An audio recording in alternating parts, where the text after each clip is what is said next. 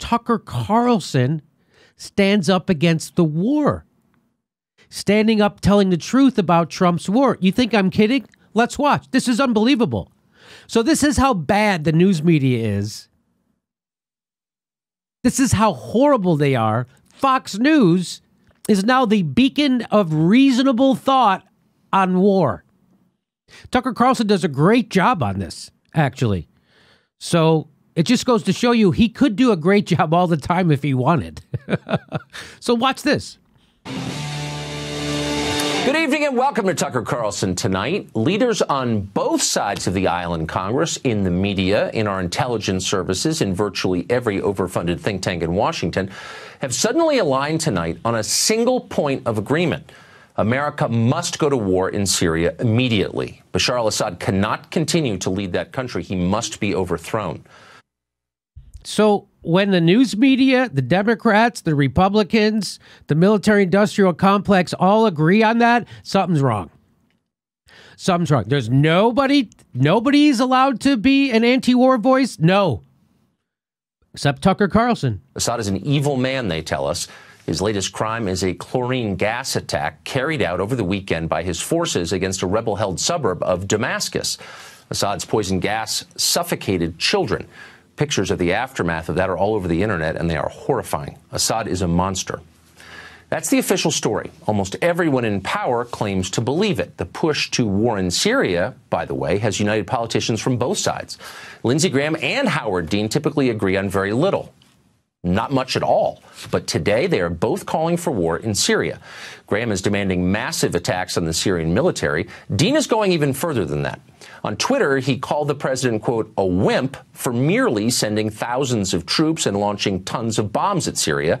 That's not enough for Howard Dean, who, as you may remember, once ran for president as the peace candidate. Tonight, he wants total war in Syria. Television pundits, of course, strongly agree. This morning, the foreign policy team over on MSNBC explained that it's far more important for American troops to fight in Syria than it is to secure our own border here in America. Watch. Now, this is pretty stunning. If you're not sitting down, please sit down. This is even me. I was like slack-jawed at this. So here's Andrea Mitchell. These are people, Andrea Mitchell, who's lived through the Vietnam fake war, lived through the first Gulf War fake war, lived through the second Iraq war fake war, Libya fake war, and now here she is, and here's what she has to say. Question that now, all these years later, it is Donald Trump's challenge. He has to take action. He's spoken to Macron. What he ought to do is He has to take action. She's lived through how many bullshit wars? And here she is on TV. She's given a platform and she advocates he has to have more war.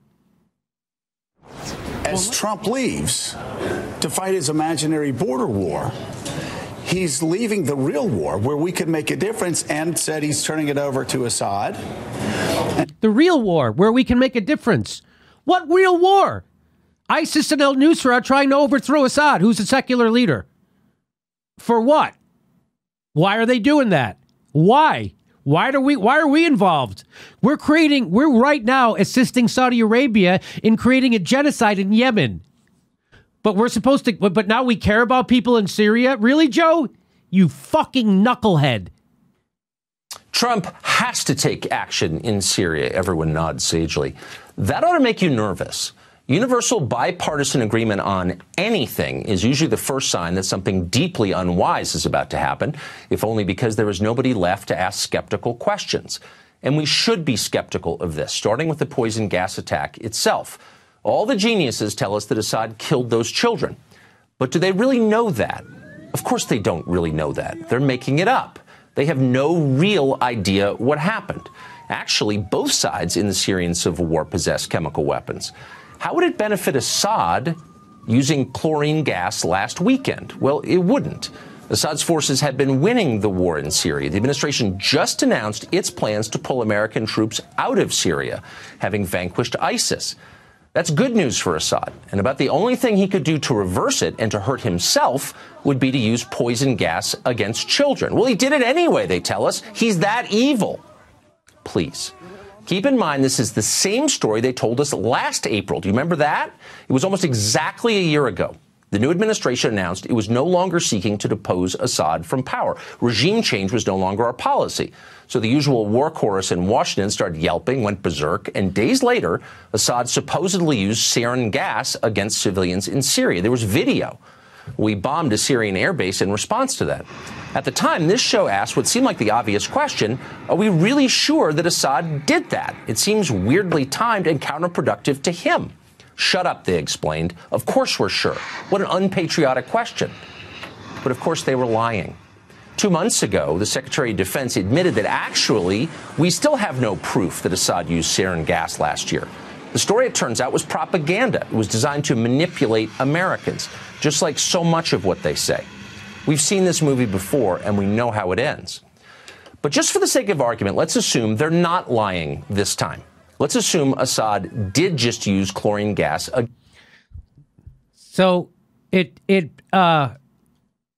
strains a reasonableness. It all credulousness. It makes absolutely no sense. Completely counterintuitive, and it happened exactly the same way twice. He's completely right. Mattis admitted in February that there is absolutely no evidence that Assad did a sarin gas attack. Zero evidence. That barely got reported, but we already did the bombing. And now here's all these assholes on TV, the same assholes who said we needed to go into Iraq the first time, the same assholes who said we had to go into Iraq the second time, the same assholes who said we had to go into Libya, the same assholes who said we should stay in Afghanistan, and now the same assholes are saying we need to do this again. And it's so easy to see through them. Tucker Carlson, because all you have to do is read and remember. Kids, he's perfectly capable of that, by the way, not defending his moral character. Let's say he did do it. Would that be worth starting a new war over? Overthrowing Assad's regime in Syria would result in chaos. Many thousands would die. In fact, let me just put it to you this way. So we want to start a war because he gassed 60 people. That's how many people they say were killed, right? Yeah, we got 40, we have dozens, we have 60. Not 60 people killed in this gas attack. That's what they say. So let's take them at their word. Okay, he killed 60 people with a gas attack. We bomb hospitals all the time.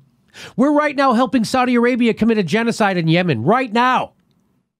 We killed 500,000 Iraqis with our sanctions in the 90s. Look how many... We don't care about killing people. That's not what this is about. If we cared about killing people, we'd be trying to stop this genocide in Yemen, but we're not. Well, I'd also add, if we were worried about killing people, we would provide health care for our own citizens. Right. You might likely see the genocide of one of the last remaining Christian communities in the Middle East, and we ought to care about that. Some of the dead, of course, would be American servicemen. A new war would cost us tens of billions of dollars, maybe hundreds of billions. Would it make America safer? Would it make the region more stable? Let's see. How exactly did regime change work in Iraq and Libya? Doesn't matter, say our moral leaders on CNN and everywhere else. Atrocities like this cannot be tolerated. Okay, but let's be real. We do tolerate atrocities like this all the time. For example, there's a devastating famine killing children in Yemen right now. The Saudis are causing that famine. Does this guy sound like he's just... Are we doing the same news show together? Are you kidding me? I've been doing... You look at our series, look at this, and then look at... He must have watched our video, and then he dropped this video. Or it's just so goddamn obvious that anybody who isn't trying to screw you into a war can see the difference. It's obvious. And Tucker Carlson, for whatever reason, decides to tell the truth about this right now, which is fantastic that he's doing it, and it's fantastic he's doing it on Fox. That's fantastic that he's doing it there. That's much more helpful than me doing it here, I think. But let's be real. We do tolerate atrocities like this all the time. For example, there's a devastating famine killing children in Yemen right now. The Saudis are causing that famine. Should we drop tomahawks on Riyadh in response? Not until it's on YouTube, apparently. When you conduct foreign policy by viral video, pictures are essential. But in real life, Syria is a highly complicated place. With Assad gone, who would run it exactly? Do we have another strongman in place to install? Or is it our hope that a stable democracy will magically appear in the wake of this protracted civil war? And who exactly are these moderate rebels you're always hearing about, the ones that we're supporting with your tax dollars? Well, a lot of them turn out to be Islamist crazies. For example, the city where the chemical attack just occurred is mostly controlled by the Army of Islam. It's a radical group that has called for establishing an Islamic state under Sharia law in Syria. That group's founder called for exterminating all Shia Muslims and Alawites from the country. But we're supposed to wage a new war on this group's behalf. Why is that exactly? Back in 2013, when the Syrian civil war was still in its early days, one onlooker weighed in on Twitter. Here's part of what he wrote, quote, "We should stay the hell out of Syria. The rebels are just as bad as the current regime. What will we get for our lives and billions of dollars? Zero." I wonder who that Twitterer was. I bet I know who that Twitterer was. Let's see if you can guess. In another tweet, he said this, quote, "Let the Arab League take care of Syria. Why are these rich Arab countries not paying us for the tremendous cost of such an attack?" And in yet another tweet, he said this, "What will we get for bombing Syria beside more debt and a possible long-term conflict?" Of course, you know who wrote that. It was Donald Trump. And he was right. And that's one of the reasons he got elected president. And now the same people who brought you a dying American middle class, undefended American borders, and endless pointless wars in countries you could not find on a map are telling the president he's got to depose Assad for reasons that are both unclear and demonstrably dishonest. And by the way, it may happen. But before it does, Congress ought to consider a brand new constitutional amendment. Let's call it the Lindsey Graham Amendment. And here's what it would say.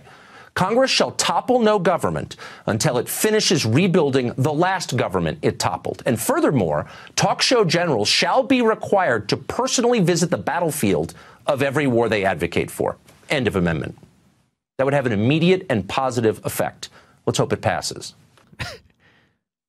And I love what he says. Oh, let's believe them. So what about the last time we unseated a leader? What happens how did that go?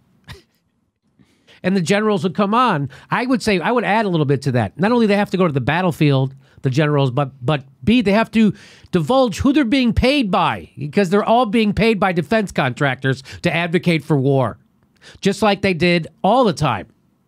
But they don't tell you that. They don't tell you when they bring a general on the news that he's being paid by a defense contractor to advocate for more war, which is why the news sucks and which is why we have a show. Look at Tucker Carlson. Wow. Yeah. Wow. Talk about war making strange bedfellows. Tucker Carlson. All right. So that's how bad everyone is being, that it falls on people like me and Tucker Carlson to tell the truth about war. When it hinges on me and Tucker Carlson to tell you the truth about war, we're in fucking trouble. We're going to be in another war. We're in that war, by the way, already. We're in that war. We're in how many wars right now? 7, 8. Who knows, really? A lot of them are secret. We don't find out until we have soldiers that get killed there. Then we're like, oh, yeah, we're in Niger. Did we tell you? Oh, yeah, we're back in Somalia. I don't know if I said anything. Whew. Wow. Wow. Wow. And there's a lot of people who will shame me for playing a Tucker Carlson video. There's a lot of fucking morons out there who have their head so far up someone's neoliberal ass that they're going to actually castigate me for telling the truth about war. And I don't care who else is against war. I'm with those who are against war. Hillary Clinton gets to be in bed with Henry Kissinger. Nobody had a problem with Hillary Clinton saying Henry Kissinger is her friend, a fucking war criminal. Nobody has a problem with being friends with George Bush, a war criminal. If I'm going to lie with someone like that, it's going to be someone who's against war.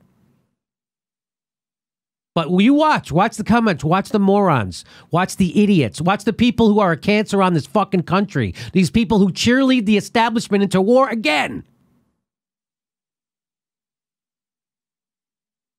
Wow.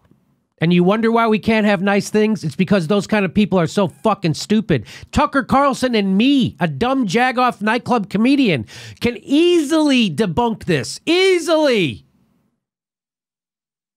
And you're telling me Joe Scarborough, you're telling me Andrea Mitchell doesn't know better? Is she really that stupid? Is Rachel Maddow really that dumb? Honestly, is Anderson Cooper really that dumb? Wolf Blitzer is. Is Anderson Cooper really that dumb? Come on. Do you? They've just watched us go into how many illegal wars? We're still in Afghanistan fucking 18 years later. 17 years? I'm not a math surgeon. Going on 18. Going on 18. Yeah. Jesus Christ, help us all.